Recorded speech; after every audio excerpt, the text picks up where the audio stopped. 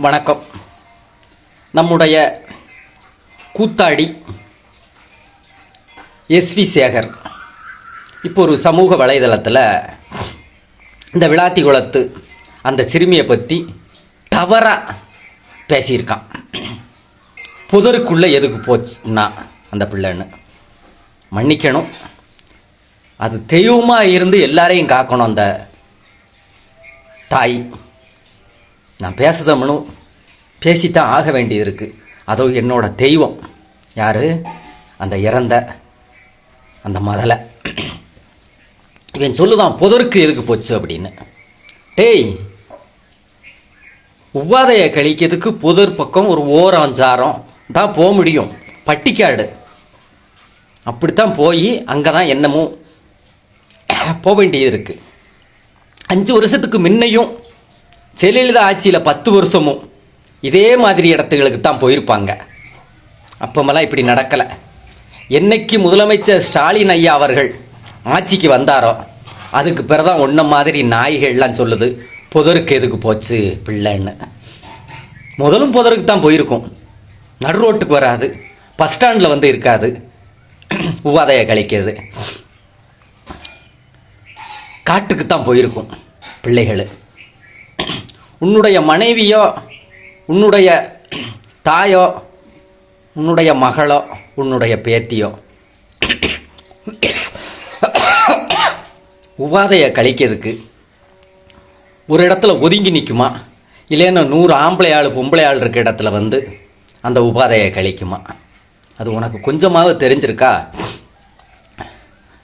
நீ ஏடிஎம்கேவிலிருந்து ஜெயலலிதாவில் தரமில்லாமல் பேசின, பிஜேபிக்கு வந்த, பிஜேபிலையும் அதே மாதிரி விசுவாசம் இல்லை, ஏடிஎம்கேலையும் உனக்கு விசுவாசம் இல்லை.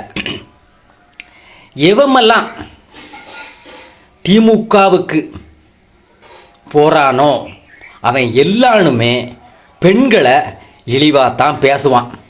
இந்த எஸ்வி சேகர் பேசுனதெல்லாம் புதுசு கிடையாது. அது திமுகவினுடைய இரத்தத்தில் ஊர்ன ஒரு வார்த்தைகள். அந்த மதலையை பார்த்து இவ்வளவு தரமில்லாத வார்த்தையை பேசுதிய. நீ எல்லாம் 75 வயசான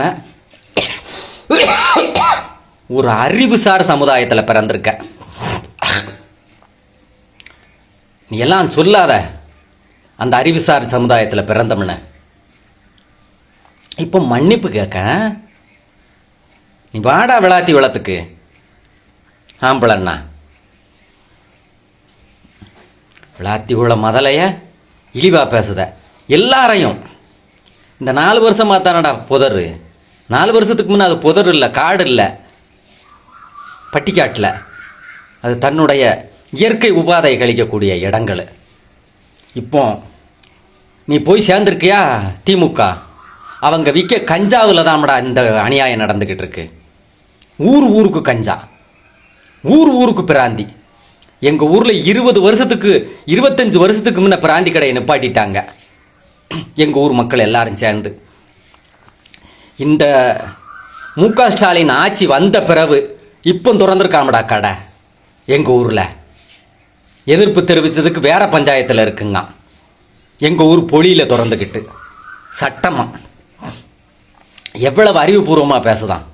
நீ என்னைக்கு திமுகவுக்கு போனையோ திமுககாரன் பூரா பெண்களை இழிவாக பேசுறதே வழக்கமாக வச்சுருக்கான். சிந்திப்போம், செயல்படுவோம்.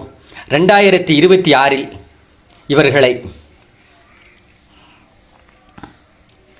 நாம் புறக்கணித்து விட்டு என்டிஏ கூட்டணிக்கு வாக்களித்து வெற்றி பெறச் செய்வோம். தமிழக பெண்களை பாதுகாப்போம். ஜெய்ஹிந்த்.